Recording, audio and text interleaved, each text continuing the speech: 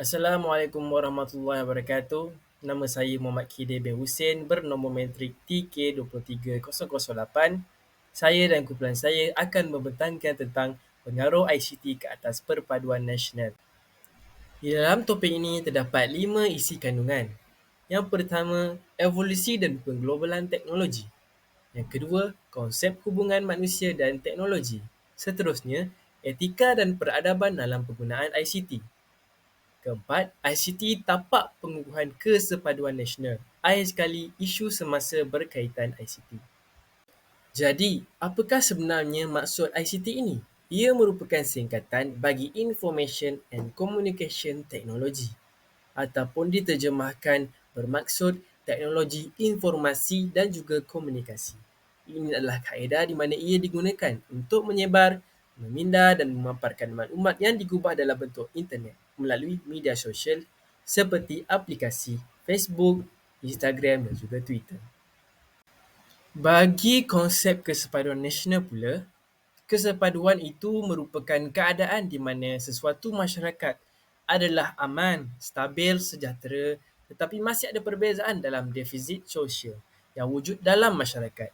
Manakala kesepaduan nasional pula merangkumi skala yang besar iaitu dalam konteks nasional. Ia tidak merangkumi sesuatu masyarakat sahaja. Evolusi dan pengglobalan teknologi. Evolusi dan pengglobalan teknologi merupakan proses yang akan terus meningkat dan berkembang pesat dari satu masa ke satu masa yang lain. Setiap ilmu yang berkaitan dengan teknologi perlu dititikberatkan dan perlu mahir bagi meningkatkan kompetensi dan kemahiran mengikut arus peringkat global. Globalisasi merupakan zaman di mana dipenuhi dengan cabaran kerana semua maklumat diperoleh dengan cepat dan tiada sekatan geografi. Pengglobalan teknologi amat memberi manfaat kepada manusia untuk memudahkan sesuatu kerja dan juga urusan. Sebagai contoh bidang yang boleh diambil ialah pertanian, pembinaan, makanan, ekonomi dan komunikasi dan hubungan. Sejarah teknologi maklumat dan komunikasi. Istilah ini muncul pada sekitar dekad 1970-an. Bagaimanapun, konsepnya yang asas boleh dikesani jauh lebih lama lagi. Pada sepanjang abad ke-20, pihak tentera telah berikat dengan berbagai-bagai industri untuk membangunkan elektronik, komputer dan teori maklumat. Secara sejarah, pihak tentera telah mendorong penyelidikan tersebut dengan memotivasi dan membiayai inovasi dalam bidang penjenteraan dan pengkomputan. Komputer komersial yang pertama ialah UNIVAC 1 yang direka bentuk oleh J. Presper Eckert dan John Markley untuk Biro Banci Amerika Syarikat. Assalamualaikum warahmatullahi wabarakatuh. Saya Ahmad Zuliman dan saya akan terangkan berkenaan impak terhadap bidang-bidang yang mempunyai 5 perkara iaitu pertanian, makanan, komunikasi dan hubungan, pembinaan dan juga ekonomi. Pertanian.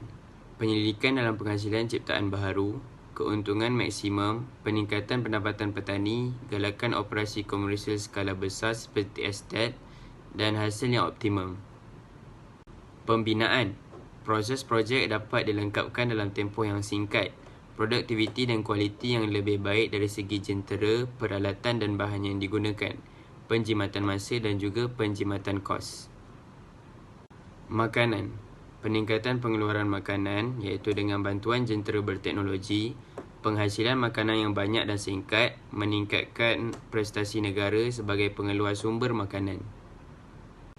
Ekonomi. Peningkatan produktiviti pembuatan, sumbangan pada ekonomi negara, menguatkan kapasiti inovasi dan juga tenaga mahir meningkat. Komunikasi dan hubungan. Maklumat yang cepat dan padat, menjimatkan masa dan tenaga, dapat mengenali satu sama lain, kaedah yang mudah dan juga mengeratkan hubungan silaturahim. Akhir sekali, komunikasi dan hubungan, impak negatif, iaitu berita palsu dan fitnah berleluasa, ketagihan media sosial, pembulian cyber dan juga kurang aktiviti bersemuka. Assalamualaikum, saya Muhammad Syahir bin Sazali. Saya akan menerangkan konsep hubungan manusia dan teknologi. Don Ihde iaitu merupakan seorang pakar dalam bidang falsafah, sains dan teknologi mengatakan terdapat 4 jenis hubungan manusia dan teknologi, iaitu hubungan penjelmaan, hubungan hermeneutik, hubungan keperubahan, dan hubungan latar belakang. Takrifan kepada hubungan penjelmaan ialah hubungan untuk digunakan, iaitu teknologi digabungkan bersama manusia supaya manusia dapat berhubungan dengan dunia realiti melalui teknologi dan teknologi tersebut seolah-olah menjadi lutsinar. Analogi yang sesuai dengan hubungan tersebut ialah teropong. Seterusnya, hubungan hermeneutik membawa maksud hubungan tafsiran, iaitu walaupun manusia melihat sesuatu teknologi itu secara berhadapan dan spontan, yang dilihatnya bukanlah teknologi itu sendiri, tetapi suatu tafsiran terhadap dunia realiti. Analogi yang boleh diguna pakai untuk hubungan tersebut ialah termometer. Hubungan keperubahan pula bermaksud hubungan ini menyatakan bahawa teknologi dilihat dan ditanggapi sebagai sesuatu yang bukan dirinya. Salah satu analogi untuk hubungan ini ialah mengeluarkan wang dengan menggunakan mesin ATM. Untuk takrifan hubungan latar belakang pula ialah ketiadaan kehadiran, iaitu sesuatu teknologi itu bukanlah dialami secara berhadapan, tetapi dapat dirasakan kehadiran teknologi tersebut pada latar belakang. Analogi yang boleh dikaitkan dengan hubungan tersebut ialah sistem pendingin hawa automatik di dalam sebuah pejabat.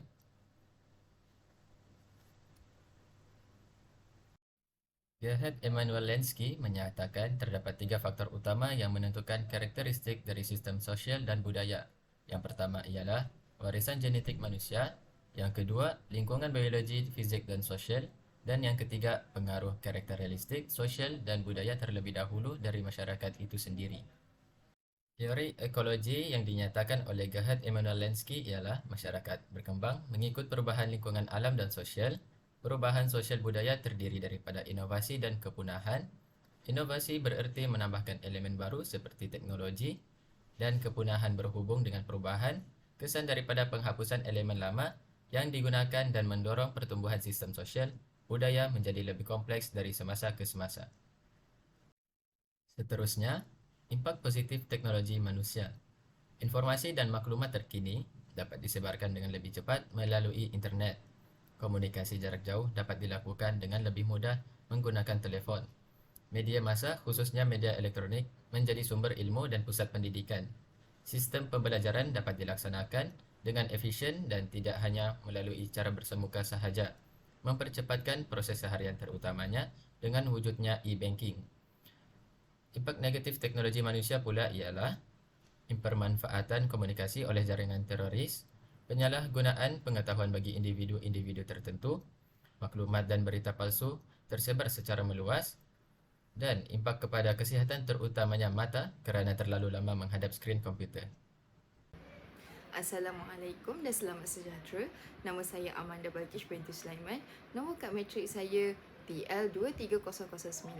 Hari ini kita akan berbincangkan mengenai etika dan peradaban dalam penggunaan ICT. Lebih dahulu kita akan bincangkan mengenai maksud etika dan peradaban. Etika bermaksud prinsip moral atau nilai-nilai akhlak yang menjadi pegangan seseorang individu atau suatu kumpulan manusia.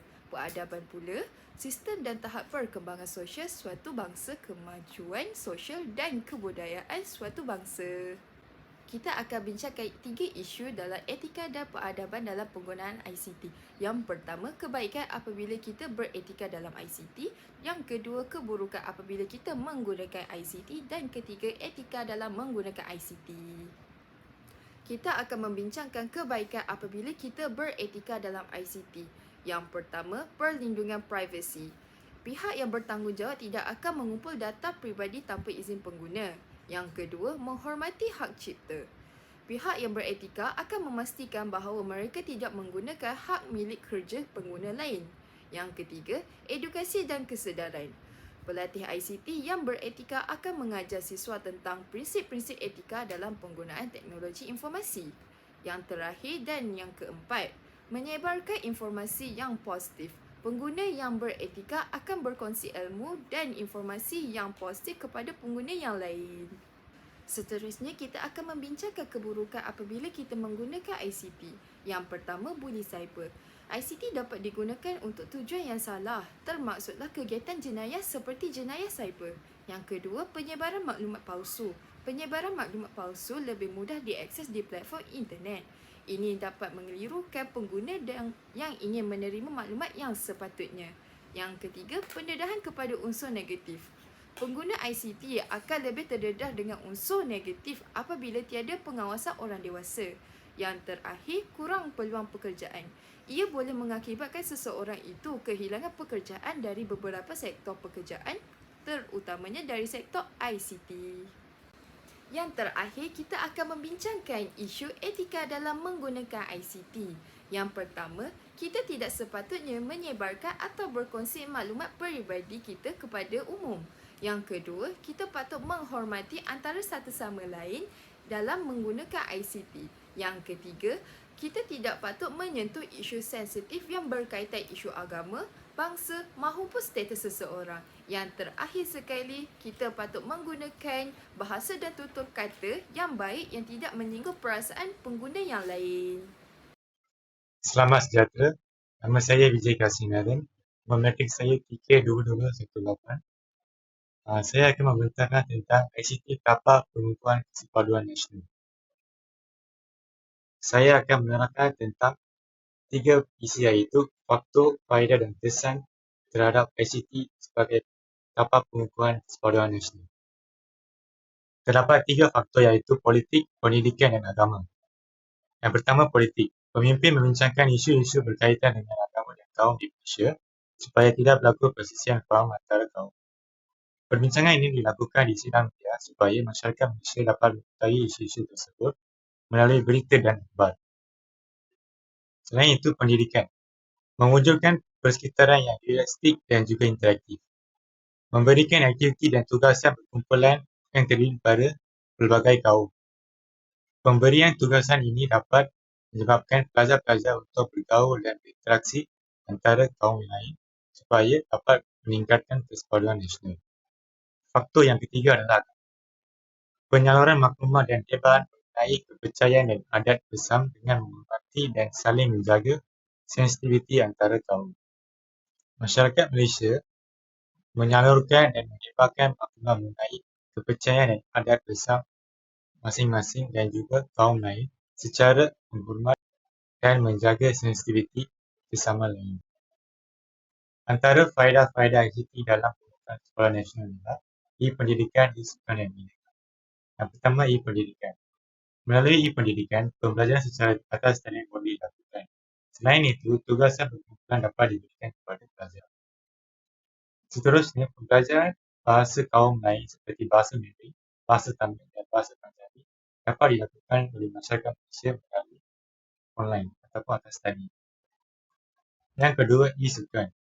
Penglibatan golongan beli dalam e-sukan dapat mengukur kesepaduan nasional kerana sukan merupakan aktiviti yang dilakukan secara berkumpulan. Oleh itu, mereka dapat bergaul dan berinteraksi antara satu sama lain yang dapat mengukuhkan kesepaduan nasional. Yang ketiga, e-dagang. Melalui e-dagang dapat memasarkan pasaran yang lebih luas. Sekiranya kita sedang melakukan satu perniagaan kita dapat dipasarkan secara lebih luas. Melalui itu, kita dapat menjana pendapatan yang lebih banyak. Yang kedua adalah dapat membeli barang dan produk kaum lain dengan lebih mudah. Hal ini kerana kita dapat melihat dan menilai produk tersebut secara atas talian tanpa perlu pergi ke kedai tersebut. Kesan ICT dalam pengukuhan kesepaduan nasional. Yang pertama, dapat mengetahui perkembangan semasa. Yang kedua, dapat menyiasat maklumat dengan pantas. Yang ketiga, dapat berkomunikasi antara satu sama lain dengan lebih berkesan. Assalamualaikum dan salam sejahtera. Saya Muhammad Daniel bin Azman, TL 22048, akan membentangkan tajuk iaitu isu-isu semasa ICT. Okey. So next slide. Antaranya adalah isu penipuan dan penggodaman atas talian yang kini menular di aplikasi WhatsApp dan juga Telegram. Sejak kebelakangan ini, terdapat penyebaran pautan phishing di Telegram yang menyatakan penawaran My Kasih sumbangan asas rahmah, iaitu permohonannya masih lagi dibuka. Pautan ini menyasarkan para pengguna Telegram WhatsApp dan juga pengguna yang mengklik pada pautan berkenaan. Mereka berpotensi untuk kehilangan akses ke akaun Telegram mereka. Sebaik sahaja mereka mengisi maklumat di laman tersebut, kemungkinan besar data peribadi mereka seperti nombor kad pengenalan, nombor telefon dan juga kata laluan peribadi telah pun dikodam. Secara tidak langsung juga maklumat-maklumat mereka akan diguna pakai secara salah. Dan lebih membimbangkan lagi, mungkin akan berlakunya kerugian daripada segi kecurian wang, akaun peribadi dan penipuan identiti.